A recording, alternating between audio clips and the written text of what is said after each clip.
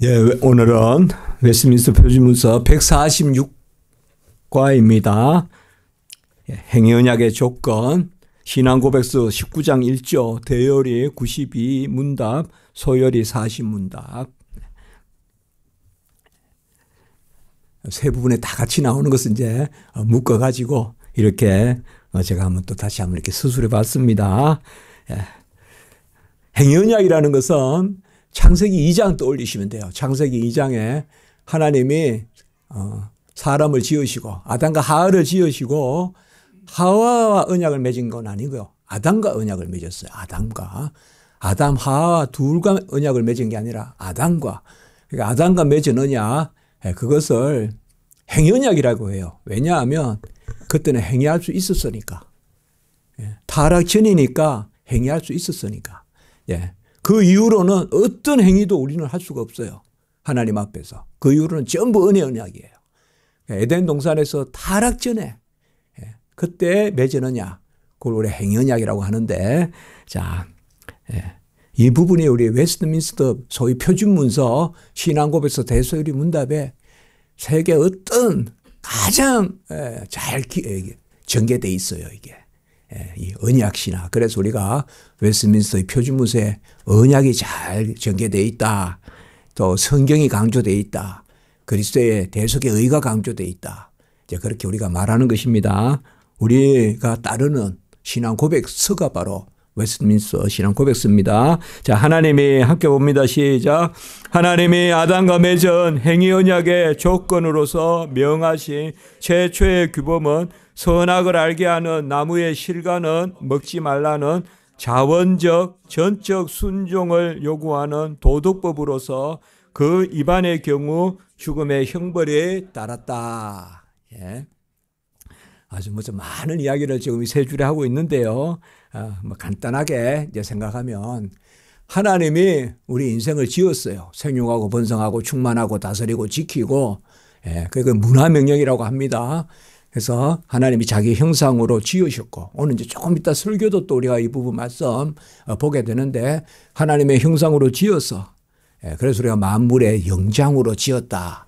뭐 성경에 영장이란 말은 안 나오지만 최고 작품으로 지었다. 맞습니다. 천사보다 더 귀하게 지었다. 그래서 지어서 이제 또 가정을 이루게 하셔요, 부부가. 그래서 남자와 여자로 지으셨는데 남자가 여자가 부모를 떠나 한 몸을 이룰지니 하면서 그것도 가정명령이라고 해요. 그래서 우리가 문화명령, 가정명령 두 가지. 일단 고귀한 거예요, 우리 사람이. 그래서 그 가운데 이제 언약을 체결하시는 거예요. 언약을 왜 체결하시느냐? 자녀 삼으시려고. 우리가 교회에 처음 오면 가장 우리가 제일 먼저 들리는 소리가 우리를 자녀라고 하는 거. 하나님을 아버지라 부르는 거. 교회 와서 우리가 하나님 아버지라 부르는 거. 야, 이게 참 신기하다. 비밀이다. 그런 생각 들잖아요. 이제 막 계속 쓰다 보니까 우리가 아버지 익숙해지는데, 그런데 사실상 자녀됨이 영생이거든요. 자녀됨이. 그래서 최초의 피조물에게는 죽지 않아요. 사망이 있지 않아요. 아담과 하와에게는. 그러나 영생이 있지는 않아요. 그러니까 사망이 없다는 것과 영생, 죽지 않으면 영생이 있지 않는가? 영생이란 말은 영원히 안 죽는 게 아니에요. 성경에서 영생은 하나님의 자녀됨이에요. 하나님의 자녀됨. 하나님은 아버지 되시고 우리는 그의 자녀된다. 내가 너를 낳았다 하시는. 그래서 시작시대 때 우리가 막 본물같이 나오는 그 주님의 말씀 산상복음에 보면 제가 항상 이야기하지만 산상복음 마태복음 5장 6장 7장 그게 산상복음인데 그 주제는 하나님의 아버지이심. 우리는 자녀됨. 그래서 하늘에 계신 너희 아버지여 우리 아버지여 이렇게 기도하라.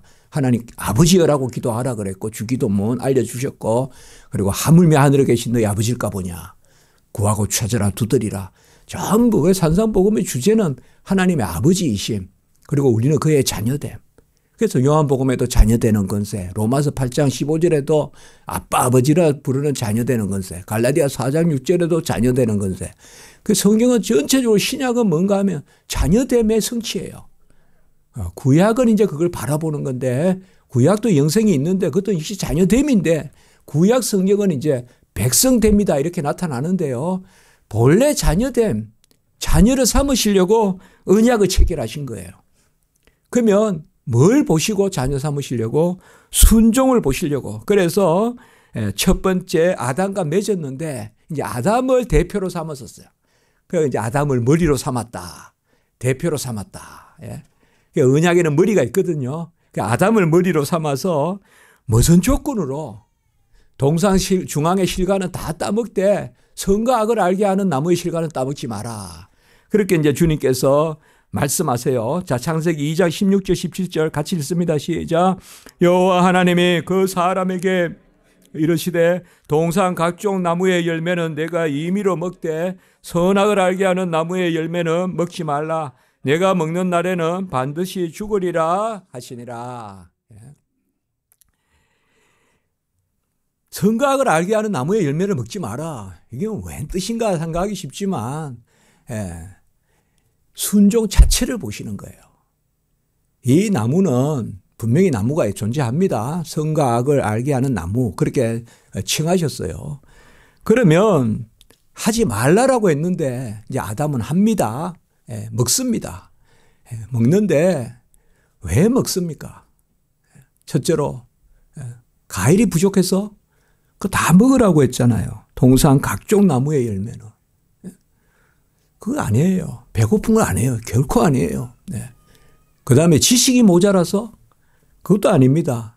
각종 동물, 짐승, 새 이름을 지었어요. 아담이. 이름을 지었다는 것은 속속들이 알고 있었다는 거예요.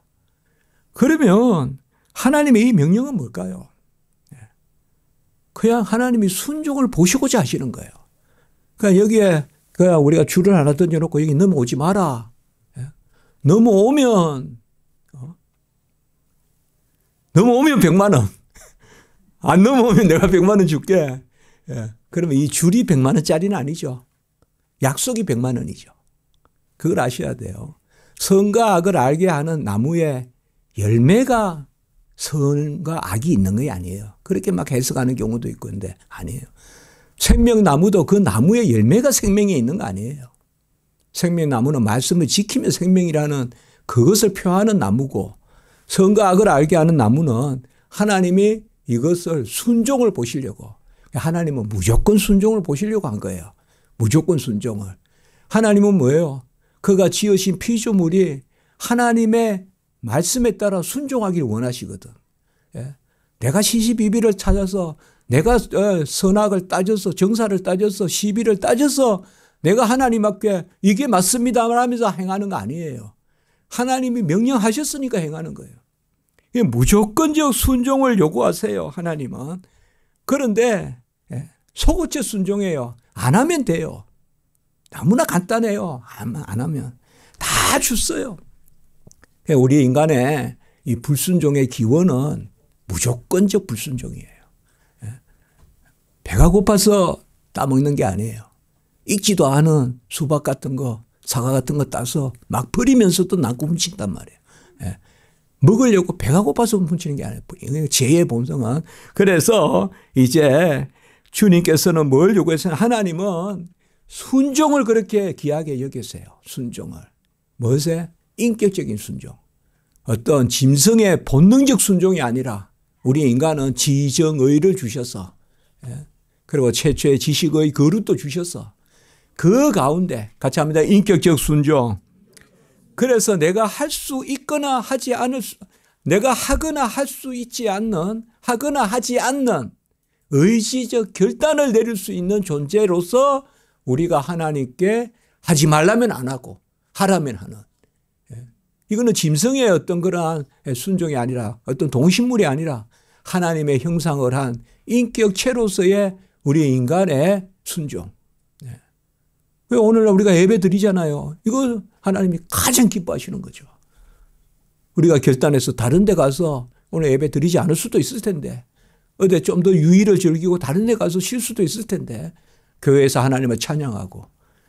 그래서 사실 이 천하 만물에 봄날 꽃이 피는 것보다 하나님의 더 기뻐하시는 것은 우리의 예배라고요. 우리의. 하나님은 그 인격적 순종을 받으시기 원하거든요.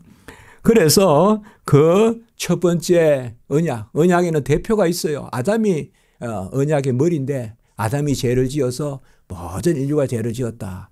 하나님은 거기에 자원적 전적인 순종을 요구하시거든요. 우리가 하나님의 말씀이 들린다. 또 하나님이 말씀하신다. 또 강단에서 설교를 듣는다. 이럴 때 무조건 순종하는 마음이 사실 우리에게 요구돼요. 그 가운데 하나님이 아멘 하는 가운데 옳은 게 나에게 새겨지는 거지 내가 옳다고 판단해서 아멘 하는 건 아니에요. 그래서 모든 말씀은 성령과 함께 역사하거든요. 하나님의 말씀은. 그래서 에덴 동산에서 하나님이 영생을 주시려고 맺었기 때문에 아담과 이 언약을 첫 번째 맺은 거라 해서 첫 언약. 에덴 동산에서 맺었다고 해서 에덴 언약. 또 행위를 하지 말라고 한 거예요. 소극적 행위도 행위거든요. 안 하는 것도 행위예요. 그래서 행위를 보시고자 했기 때문에 행위 언약. 그리고 생명을 주시고자 했기 때문에 영생 언약, 생명 언약. 또 아직 타락하기 전에 처음 상태니까 자연 언약. 그리고 아담과 맺었다고 아담 언약. 이름이 6가지나 있어요. 이게 언약이. 근데 가장 대표적인 것은 2가지 기억하시면 돼요. 첫 언약. 첫 언약 창세기 2장에서 맺으신. 그래서 하나님은 우리에게 순종을 받기를 원해요. 자기 형상을 한 사람의 순종을 만물의 이 꽃보다 우리가 봄마다 아니면 뭐 여름마다 사시사철 동하여 교훈을 얻으세요. 이 모든 꽃보다 나 하나의 찬송. 찬송이 순종이거든요. 이제 곧 우리가 말씀 보겠지만 순종이 찬송이에요. 말씀에 아멘 하는 게. 찬송은 그걸 표현하는 거지. 찬송의 본질은 순종이에요. 마음과 뜻과 정성과 힘과 이제 곧 오후에 지금 설교 본문이에요. 그게 신명기에. 그거예요. 그래서 우리가 3장 12절 읽어봅시다. 시작. 갈라디아서 율법은 믿음에서 난 것이 아니니 율법을 행하는 자는 그 가운데서 살리라 하였느니라. 본래 조건은 율법을 순종해야 돼요. 그런데 이제 타락한 인류는 전적 무능, 전적 부패, 전적으로 사망에 속하기 때문에 아무도 내 행위로 하나님께 나아갈 자가 없어요. 그래서 더 이상 행위 언약은 있을 수 없어요. 은혜 언약이에요. 그 은혜의 언약이 뭐냐? 예수를 믿어서 구원에 얻는 거죠. 그러면 행위가 없어지냐? 아니요. 예수가 행위하시는 거예요. 예수가 우리 대신에 죄값도 치르고 예수가 우리 대신에 순종하신 거예요. 그래서 하나님의 약속은 얼마든지 그리스도 안에서 예가 되니 그런즉 우리가 아멘하여 하나님께 영광을 돌리게 되느니라. 고린도서 1장 20절. 우리가 예하는 게 아니라 예는 순종이거든. 예수님이 순종하시는 거예요. 그래서 행위 언약은 하나밖에 없어요. 최초의 아담과 맺은 언약. 그리고 그 뒤에 모든 언약은 구약에 한 280번 언약이 많이 나오는데 다 그런 언약은 기본적으로 은혜 언약이에요. 그걸 성취한 언약이 바로 새 언약, 신약이에요. 이게 이제 우리가 언약이라고 하는 거예요. 자, 그 밑에 로마서 2장 13절 시작. 하나님 앞에서는 율법을 듣는 자가 의인이 아니요 오직 율법을 행하는 자라야 의롭다 하심을 얻으리니. 성경에 이런 부분들을 읽으면 어떻게 읽어야 될까요? 분명히 행위가 아니라 믿음으로 했는데 갈라디아 2장 16절, 2장 20절, 로마서 3장 21절, 24절 오직 믿음이라 했는데 이건 또 무슨 말씀입니까? 이걸 아셔야 돼요. 모든 것을 순종해서 영생을 얻는 것이 폐해진 게 아니에요. 그걸 예수님께서 이루신 거예요. 그렇기 때문에 율법의 의가 폐해졌다 그러면 안 돼요. 폐해진 것이 아니라 완성된 거예요. 누가 완성했다? 주님이 완성했어요. 그러면 우리는 할 수 없는데 누굴 믿으면 그거 주님이 완성한 게 내게 돼요?